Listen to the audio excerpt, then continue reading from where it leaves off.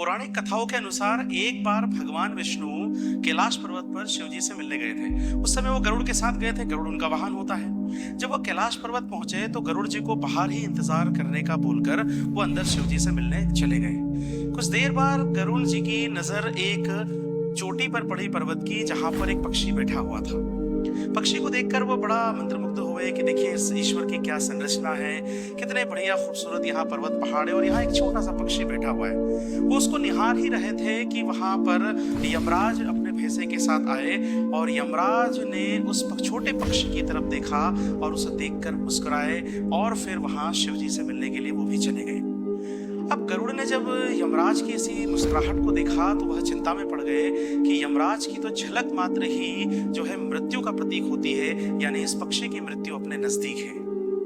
अब धीरे से यह जब उन्होंने देखा जाना और इसके बाद जब उन्हें समझ में आया तो उनके मन में मोह उत्पन्न हो गया और उस पक्षी के लिए दया भावना आ गई कि मैं कैसे इसके प्राण बचा लूं, क्योंकि जब यमराज बाहर निकल कर आएंगे तो निश्चिंत ही यह इसके प्राण हर लेंगे। इस करुणा के भाव से जब वो उत्प्रोत हुए तो गरुड़ भगवान जो थे उन्होंने उस पक्षी को अपने पैर में उठाया और वहां से लंबी उड़ान भरकर बहुत दूर, हजारों मील दूर वो छोड़ आए उसे। और छोड़कर जब लौट कर वो कैलाश आए और जब वहां से बाहर यमराज निकल कर आए तो यमराज को देखकर गरुड़ ने पूछा कि मुझे आपसे एक सवाल पूछना है कि आप उस पक्षी को देखकर क्यों मुस्कुराए।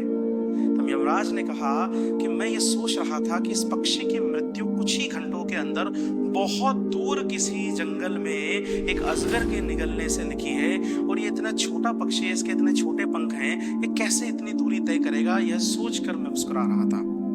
लेकिन ऐसा हुआ होगा। वास्तव में गरुड़ जी उसे बचाने की कोशिश कर रहे थे, लेकिन नियति के फेर में उलझ गए और उन्होंने उस पक्षी को वहां से उस हजारों मील दूर छोड़ दिया जहां उनकी मृत्यु निश्चित लिखी हुई थी।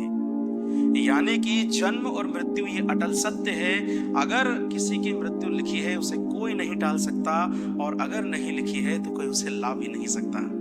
इसी संबंध में श्रीमद् भगवद गीता में श्री कृष्ण जी समझाते हुए कहते हैं अर्जुन से, ये गीता के द्वितीय अध्याय के 27वें श्लोक में लिखा हुआ है और उसमें लिखा हुआ है जातस्य ही ध्रुवो मृत्युर्ध्रुवम जन्म मृतस्य च तस्मात् परिहार्ये अर्थे ना तुम सोचितु महर्षि। यानी जन्म हुए की मृत्यु निश्चित है और जिसकी मृत्यु हुई उसका पुनर्जन्म भी निश्चित है। इसीलिए जिन चीजों को टाला नहीं जा सकता इनके मामले में आपको कभी भी विचार नहीं करना चाहिए, शोक नहीं करना चाहिए और शोक में समय व्यतीत करने से अच्छा है आप अपने कर्तव्य का पालन करते रहें। धन्यवाद।